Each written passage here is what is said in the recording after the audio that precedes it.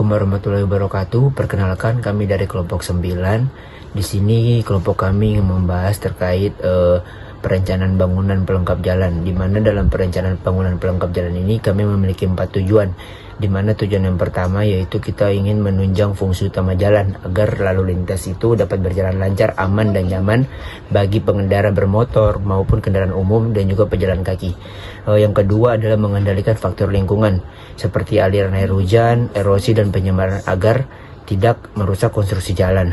Di mana kami sudah tahu bahwa air hujan itu dapat membuat jalan berlubang hingga memperparah lubang yang telah ada. Yang ketiga yaitu memperpanjang umur layanan jalan dengan menyediakan sarana pelengkap yang melindungi konstruksi utama jalan. Dan yang terakhir yaitu meningkatkan keselamatan lalu lintas dengan menyediakan rambu, marka, pagar pengaman hingga lampu penerangan maupun trotoar serta fasilitas penyeberangan. Baik, itu saja untuk tujuannya terkait perencanaan bangunan pelengkap jalan. Oke, saya akan membacakan poin B, tahapan pekerjaan atau perencanaan. Tahapan pekerjaan atau perencanaan ada 1. Identifikasi kebutuhan, menentukan jenis bangunan pelengkap yang dibutuhkan sesuai tipe dan fungsi jalan. Contoh, saluran drainase, gorong-gorong, trotoar, median, halte, pagar pengaman, jembatan penyeberangan, penerangan jalan, rambu, dan marka. 2. Survei lapangan. Survei lapangan mengumpulkan data kondisi ekstrim jalan, tata guna lahan di sekitar jalan, kondisi lingkungan, topografi, hidrologi, volume lalu lintas, dan titik-titik rawan kecelakaan. 3. Analisis teknis. Analisis teknis menentukan ukuran, kapasitas, bahan, lokasi, dan desain setiap bangunan pelengkap sesuai standar Bina Marga RSNI, yaitu tentang tahapan perencanaan atau pekerjaan jalan.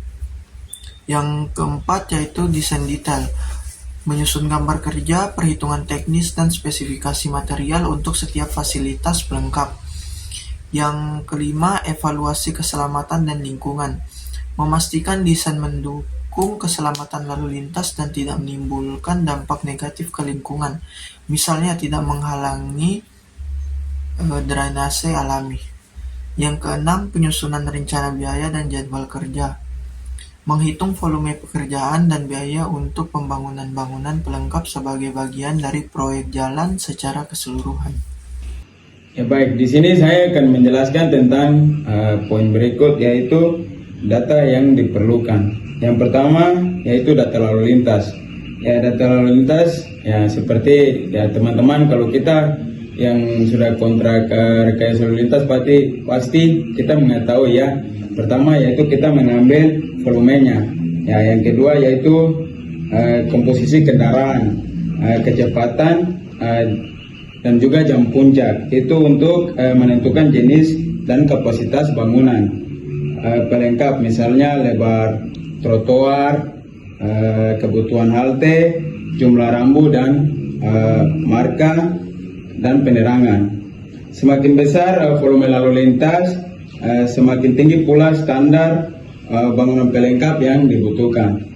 Yang kedua yaitu data topografi, yaitu berupa elevasi. Yang data yang kita perlu ambil yaitu elevasi, kemiringan, kontur lahan untuk menentukan tata letak bangunan pelengkap seperti saluran drainase, terus gorong-gorong dan trotoar agar sesuai dengan kemiringan lahan sehingga tidak menyebabkan genangan atau erosi. Ya, poin ketiga yaitu data hidrologi.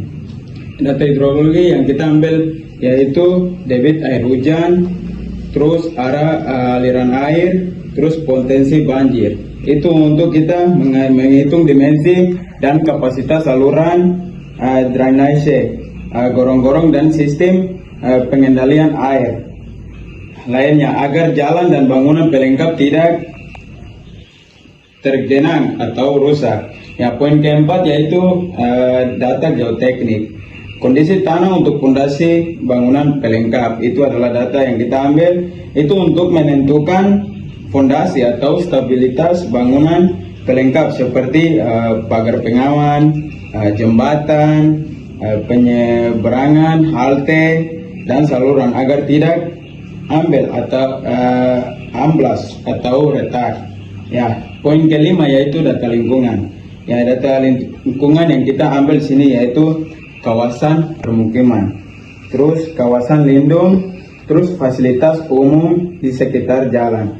Itu untuk menyesuaikan desain bangunan pelengkap agar tidak mengganggu lingkungan sekitar, sekaligus menyediakan fasilitas sesuai kebutuhan pengguna di lokasi tersebut. Nah, poin ke-6 yaitu kita harus mengikuti ketentuan, yaitu standar teknis terbaru RSNI Bina Marga, ya, sebagai acuan hukum dan teknis dalam mendesain agar bangunan pelengkap jalan memenuhi standar keselamatan, kenyamanan, dan berkelanjutan. Ya baik, itu adalah penjelasan saya. Selanjutnya akan dijelaskan oleh teman saya. Saya akan melanjutkan materi pada bagian C, data yang diperlukan. Yang keempat, data geoteknik, kondisi tanah untuk pondasi bangunan pelengkap.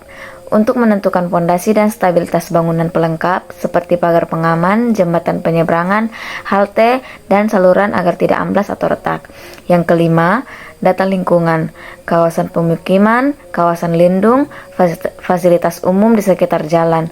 Untuk menyesuaikan desain bangunan pelengkap agar tidak mengganggu lingkungan sekitar, sekaligus menyediakan fasilitas sesuai kebutuhan pengguna di lokasi tersebut.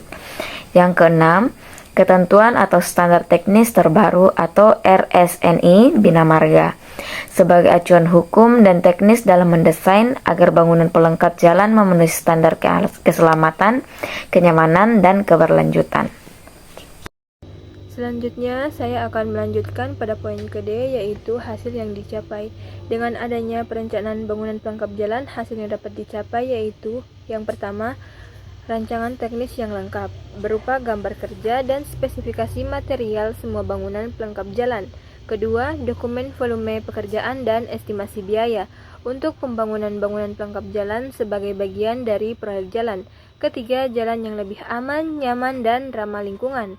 Misalnya seperti pejalan kaki mendapat trotoar dan penyeberangan yang layak, kendaraan mendapat penerangan, rambu dan median yang jelas, air hujan terkendali dengan baik melalui saluran drainase, fasilitas umum seperti halte dan jembatan penyeberangan tersedia di titik yang strategis.